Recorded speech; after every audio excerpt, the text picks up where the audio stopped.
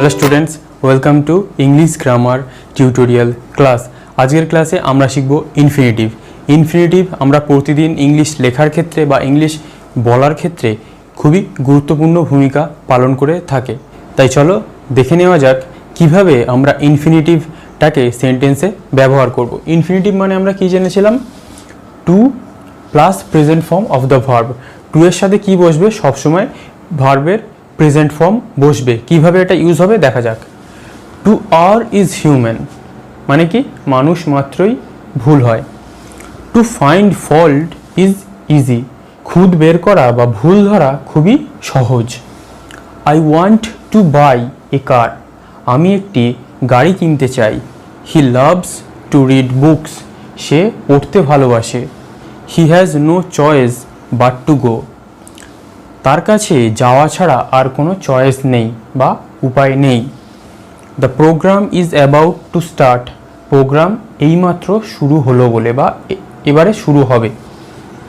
My ambition is to be a teacher, আমার ambition কি? একজন শিক্ষক হওয়া।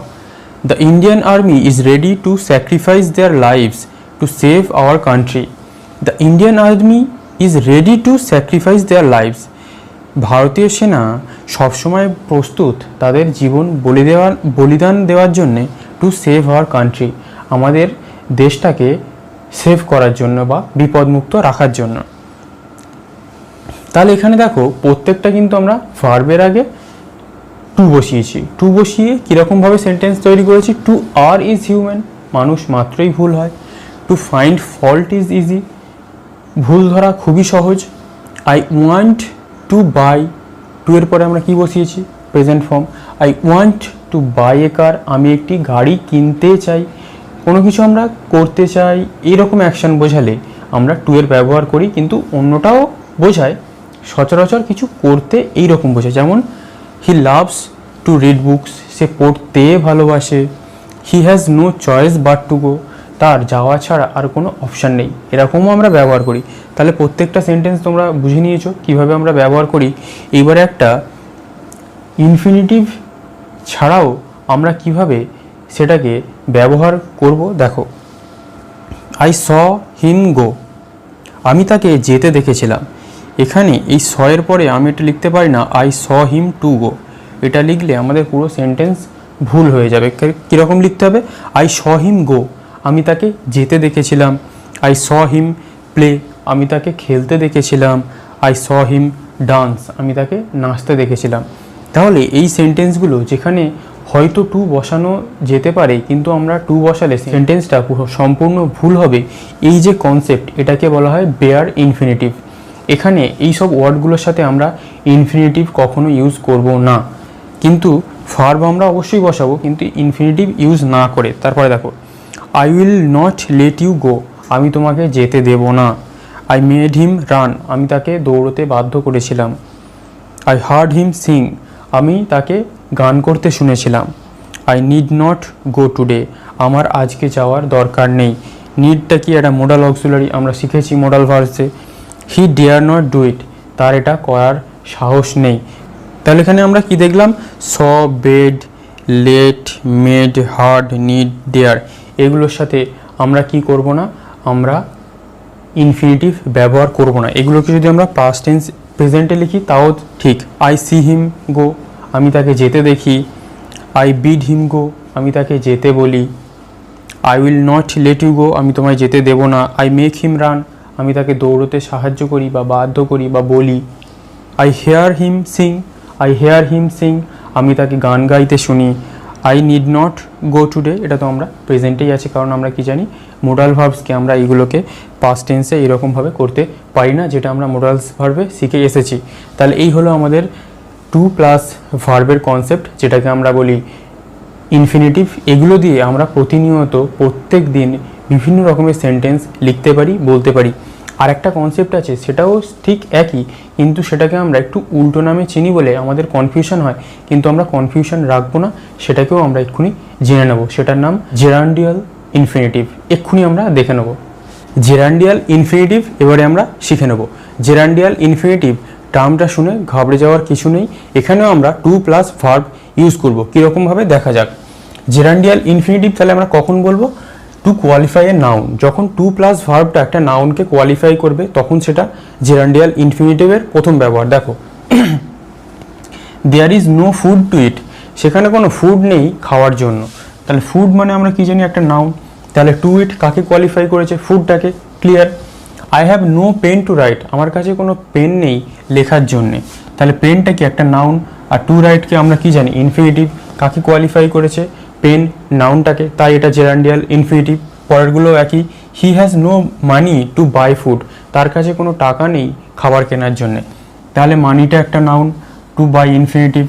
I have a bike to sell, আমার কাছে একটি বাইক আছে বিক্রি করার জন্যে। তাহলে bike noun, to sell infinitive. কাকে কোয়ালিফাই করছে? বাইক নাউনকে।